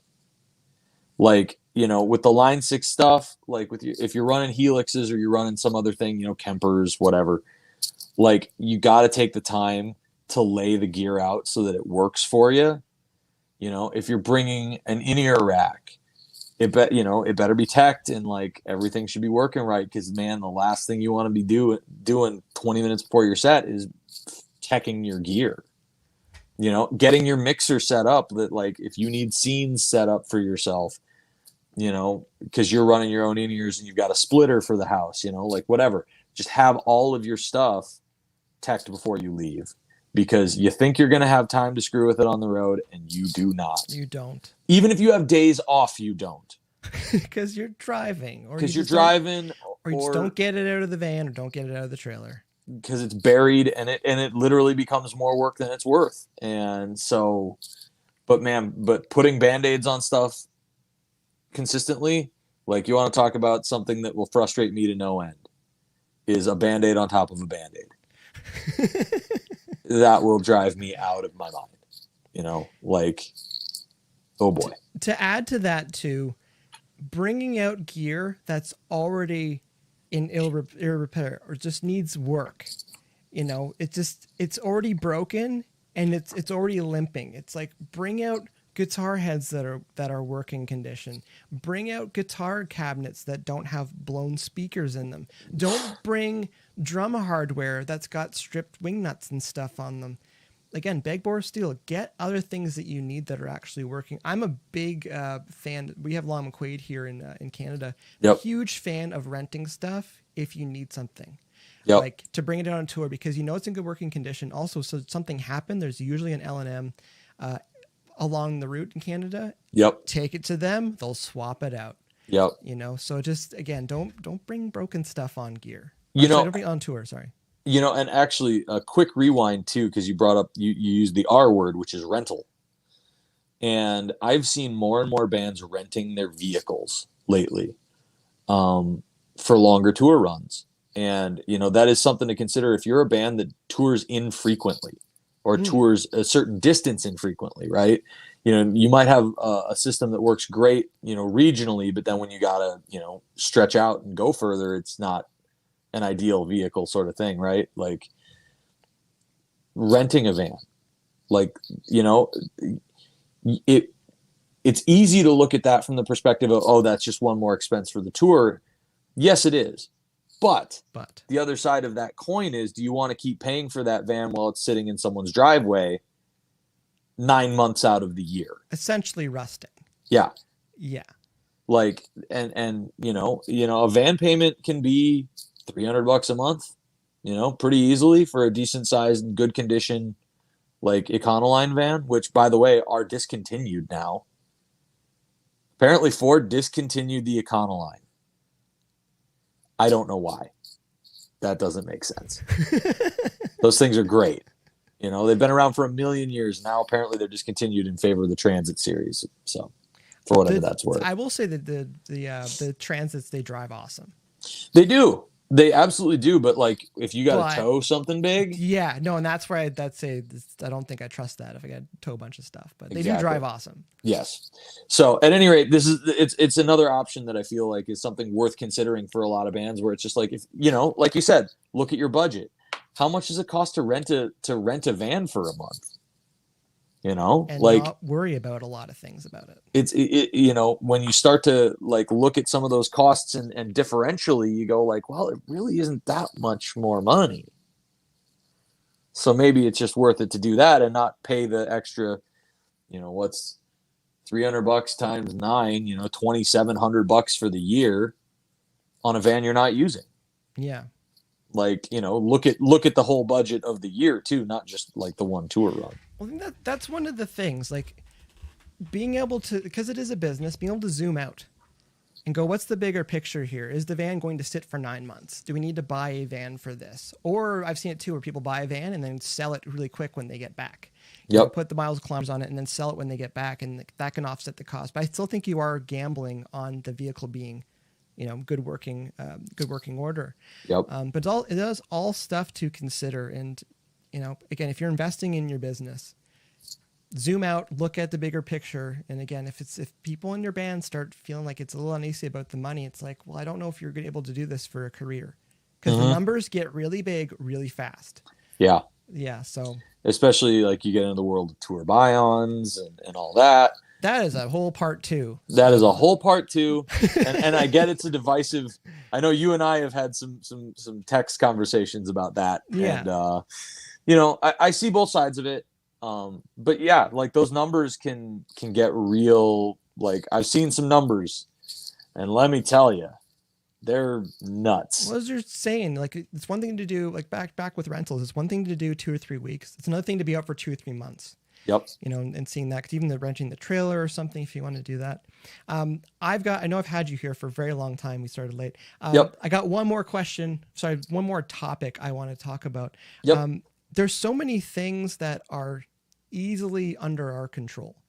Where you're staying, the van that you're driving, or the bus that you're taking, the gear you're bringing with you, even your set list. So many of these things are in your control, but just the idea of variables. And where I was going with that, it's like, you're only in control of what you can control, which sounds redundant, but it's the truth. You can control yourself. You can control how you feel. You can control what you put in your mouth that day. You can control what comes out of your mouth that day, sort of thing. If you're lucky. I struggle for the most part. We're in control of these things. At the end of the day, like that does hinge on us. But it's just the idea of like variables outside of your control, and I believe that is everybody else. And if you have a band that fully understands that, I think it's going to work a lot better. Just because everyone's mindful of everything that's going on. But I'm kind of ranting for a second here, but just talking about mental health and stuff on tour, the idea where like, not getting upset about things that were truly outside of your control. Again, that venue that had the roof ripped off, you can't get mad they're canceling the show. You know, what else are they gonna do? Yeah, it's like that's what today is, sort of thing. So just talking about variables, it's like there's tons of variables on tour, and just being mindful of what you can control and what you cannot control. And one of the things I wanted to bring up too, again, even just the mental health aspect of it, but just the physical health aspect of it, to bring it back around, bands who kind of go on their first tour, they can usually party pretty hard because they don't know what your body's going to feel like if you're drunk or stoned 2, 3, 4, 5, 7, 10 days in a row, and you're still trying to get to your next venue, your next concert and stuff like that, it gets old really quick. Oh yeah. And the older you get, you feel it all the more every year.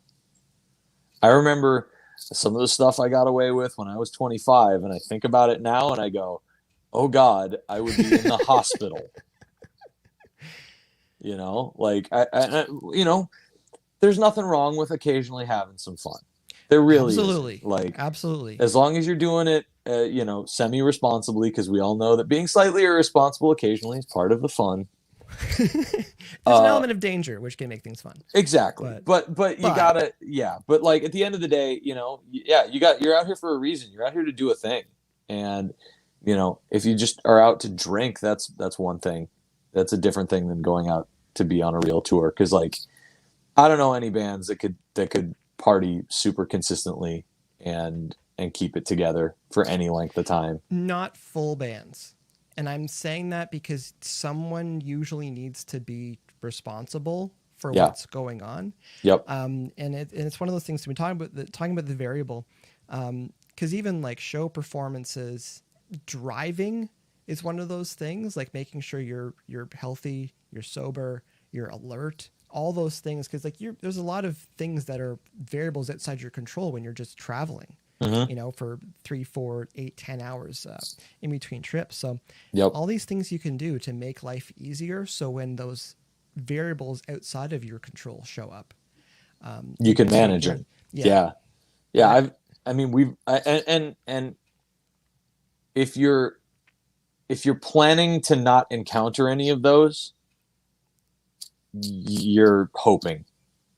Like it's going to happen. You've never gone out if you think everything's going to be just super smooth. Or if you're a band that's done that, I'd love to hear from you. Yeah. Find me a band who has spent an entire tour career never having had a flat tire or had a show canceled or something. And like, give me your lotto numbers. Yeah. Because you're the luckiest human beings on the face of the planet. Yeah. Or personal favorite, blown coolant line on side of mountain with no cell reception. Ooh, that's ugly. Yeah. That's ugly. My advice, start walking. Eventually you'll find cell reception. And then you can access YouTube and they'll tell you, pick up some rubber stuff inside of the road and then just zip tie it to the bottom of your coolant lines. Put the rest of the coolant that you have left over into the vehicle and then drive to the nearest auto parts center you can get to. But that was a fun one. Jeez, that's an ugly one. Yeah, but that's ugly. You just figure it out, and you just try to get where you got to go. Yeah. But yeah, back with the variables thing. It's like I just think it's something to be said about people. And again, I like your whole group think and idea. It's like everyone needs to be mindful of what they're in control of, and a big part of it is their own actions. Well, and looking out for each other. Like I am admittedly a very grumpy tourer. Because it's not my favorite thing in the world to do, and I've never made that a secret. Like I had initially quit touring 10 years ago for a reason, because I loved being in the studio more than I like touring, So, but even having some people that you can trust to just say like, I grabbed a couple guys in the band and was like, hey, if I start to become a real asshole about this, can you just like quietly pull me to the side and let me know? But it's stuff because I don't want to treat people badly, even though totally, perhaps not having the best time of my life. And so I want to, having those safeguards, having those people that you can trust to say, yeah, let me turn it down a notch. I'd take about 10 or 15% off for there, Squirrely Dan. Oh, sure. Hey, look at you, ground. So, but having those things, having that communication, having a mind for keeping the group together, because then the other side of it too is like, you start to, if you can start to see a problem arising, you can also say, all right, I'm starting to see this thing happen. What's our plan B? Like it, is it literally like someone's looking at weather radar and you're playing an outdoor gig? Cause like I had that happen to me. We played a bunch of outdoor stuff on this last run. And so that was a real concern because like we had we had storms blowing through. We're in the central US. That's what that is in the summertime. And it's stuff like that to be able to have someone to go like, okay, you keep an eye on that. Let me know. I got to figure out a plan because we got to figure out if we can play this show. Mm-hmm. Because it's like, if it's going to rain again, how are we going to get our stuff on and off stage, or what's our plan? Like, and literally that was one of our shows on this run, was figuring that out. Meanwhile, also setting up a PA in an unfamiliar way, and providing monitoring in a way that we weren't exactly prepared to do so for another band that was playing with us that night, because the situation changed. And so, that, and of course, like, that all can't fall on one person either. And boy, you know what? Delegation. If there's a like, that is such an important thing. If the situation's changed, and I, like, we did a gig, the last gig of the tour was like, there was a PA, but then we find out there's only 8 mic inputs for the PA. And we go, okay, cool. We brought our M32, so we are now taking over. And so, and which means I'm taking over because I'm the guy who knows how to drive it. And so it goes, so I just literally said, all right, for the next 90 minutes, I'm the sound guy. So I'm going to need help with other things, like getting my rig set up, so like, because now what I'm doing is going to make the whole show go. So I had to pass some stuff off, and you got to do that when you're in these situations. Someone's got to make a call, and then you got to adapt. And if that means that you now can't handle all of what you would normally do, someone else has got to pick up the slack in some way or another, but you got to communicate all of it. And just, but we, it's sometimes it's okay to be like, okay, this is, I need to now drive, and this is what I now need. And if you can communicate that explicitly, it's amazing how much less stressful it gets and how quickly that happens. No, definitely. You triggered a couple ideas too. Just the idea of like simplifying our rigs too, so that you don't need, a master's degree to figure out how to put stuff together. One thing I wanted to mention was labeling stuff. So label stuff. Also drummers, getting a carpet with all of your stuff mapped out on it. So if someone needs to know where your stands go, it's all labeled. It's all good to go so that anyone in the band can put stuff together. But you also reminded me when you started talking about front of house, input list and stage plots. Know where things are supposed to go. We don't always use all of our inputs, but when you show up at a venue and there's the front of house engineer that's there and you hand them that stuff, even if they look at it for 2 seconds, you've already created a little bit of a bond, because they say, like, they get it. They get that this is a touring band. This is an input list. There's anything that's going to catch me off guard here. It's good to have that stuff. And be willing to have a conversation, because like there's, you're going to run into the odd situation where like you're not going to have everything you want, right? You're going to be a line short for that one thing, and so make sure that, like, you don't want your show hinging on that one thing, right? No. You want it to be, man, if you can keep your input list inside of 16, if you can do that, you will stand the best chance of always having what you want. Absolutely. That's, because like that's pretty easy to get. You can get 16 channels just about anywhere in the world.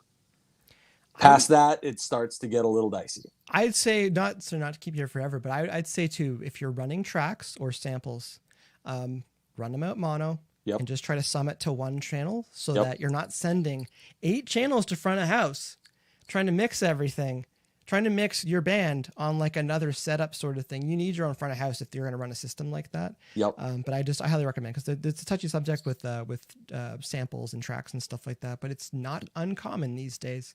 But if you can have that down to one channel coming out of a DI, front of house, they will love you. And turn it up, turn it down. And then, on the other side of that too is then you also aren't reliant on dedicated playback equipment. If something goes wrong, you just put those wave files on someone's phone. Make sure they put it in airplane mode. Last thing you need to do is your drummer gets a call about his extended warranty in the middle of your set. Yeah, Bill Collection's calling you out in the middle of the gig. But, like, because if a lot of bands will run off Ableton Live, and that's great, especially if you got to sync lights to it, or you've got your amp switching synced to it, whatever. It can facilitate a bunch of really cool things. But you also should have that Hail Mary setup where it's like, oh crap, the computer got run over. All right, we'll put the tracks on the phone and we'll just get through the gigs until we can figure it out. But like, have some of those redundancies, 100%. Have a backup, have at least one backup amp, of some sort. Like, and go get, like, have you ever heard of Quilter amplifiers? Do you guys get those up in Canada? No. So Quilter is the QSC. Quilter's the family. That's the Q in QSC. He's made these solid state amps that are like really like affordable. You can get like 100-watt amp for like $400, and they actually sound decent. They sound good. They weigh nothing. They're the size of a small VCR. They're not big. You could stash them wherever, and like that's the sort of stuff that, like, having those sorts of that, like having that backup is, that's the thing you have. As a bass player, I used to carry a Mark bass amp in a drawer because it only weighed 8 pounds. Don't weigh anything, yeah. So it was like I always had a second head. Still there? Oh, lost your audio. I think it's the system trying to tell us to wrap this up. Just 1 second here. He's muted on his end, so I was just gonna say, if you can still hear me, we talk about tracks and running them live. I get laughed at sometimes because I still use these little. Oh, there we go. I can hear you. Here we are. I still use these live. iPod Nanos, because the click wheel, I always liked that, so I knew when I was actually selecting something. Yep. And the battery was good on it, and it was just easy for me to run the show off of these little things. So I had 2 of these, and then my backup was my phone, and then also, because I'm tour managing, I've got my computer with me, and I've got Pro Tools on that as well. So it's a lot of things would have to go sideways. Yep. To not have that part of your show. Yeah. So and if it's mission critical, if you only have one of it, you have none of it. That's the quote. like if you only have one, you don't have any. I don't leave town. Like, if I literally won't leave town without 2. I don't leave my house without 2 instruments. You know what I mean? Like I literally carry 2 guitars with me at all times. Doesn't matter what I'm doing, because I'm so paranoid about breaking a string on stage. It's happened to me once in the last 10 years. But I guarantee if I only brought one, that would be the day it happened. So that's the thing. That's Murphy's Law. If anything can go wrong, it will go wrong. So just put a little bit extra effort in to take care of it. Absolutely. I think we've covered so much. I think this is like this stuff. And I feel like this is the sort of stuff, like, if I had to tell a young band that's going out on tour for the first time, like, here's real world, I feel like we've covered a really big swath. A lot of it. There's things too I've jotted down just off to the side that, like, you made me think about. That could possibly be a part 2, because buy-ons are a thing, and I'd love to just chat a little bit more about some of those costs of touring, just if you're getting up to that level and stuff. Oh, so absolutely. There's other things. So let me know if you're available sometime for a part 2. I'm eminently available, and you'll be lucky to get me to shut up. So well, it's good. I think they cut us off at 4 hours, so we'll be good on here. Anything else you want to give a shout out to before we head out? You know what? I've got a couple of things in the works, but I think you and I probably have a totally different conversation to have at some point. About my real life, our professional lives. Yes, our other professional life. And I think all that's on that side. I think I want to leave this with what it is, because I really do. Like, I would love to. I think this conversation has just been the sort of thing that, like, God, I hope this can be a resource for bands as they just to hear a couple of dudes go, like, no, this is the nitty gritty of touring when it's just you, when it's, and because, like, and you're probably going to spend the bulk of your touring life, the odds are you're going to spend the bulk of your touring life touring this way. and there's no bypassing this stage. Yeah, it's where you start. And yeah, no, we can go into it for another hour, I'm sure, just talking about, because there's so many little nitty gritty things when you start picking it apart. But it comes with experience too, and sometimes you just don't get it until you go through it. Yep. But definitely a lot of this stuff is the big picture things where it's like it's the potholes that I think if you help a band avoid stepping in one of those, because we all kind of do. Like there's kind of no ways about it, and it's hard won experience, I think, on most people's parts. But if we can hopefully save some bands some heartache, early on, because it gets so tight when you're that young band that, like, is it the difference between a band going broke on the road and just deciding to say screw it and just not be a band anymore, and a band going like, oh, we toured smart enough that, like, at the very least. I would cut out again. The idea of a younger band going out and being smart enough. I think a big part of that is just knowing what to expect. Having some idea of what's probably going to be facing you once you get out on the road. So it's going to wait a minute here, see if we can get Ian back. It is tough, though, for a lot of bands, and they're not really sure what to expect when they get out on tour. And again, in my mind, a real tour.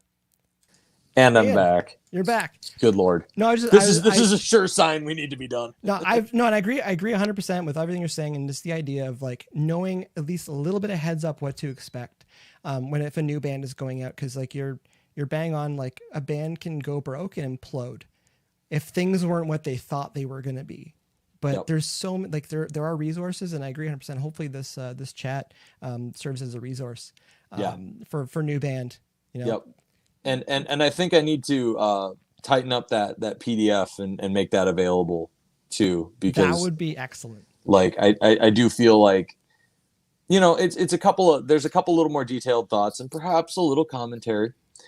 But just to have that sort of like reference point of like, man, someone's telling me that like this is an obvious trap.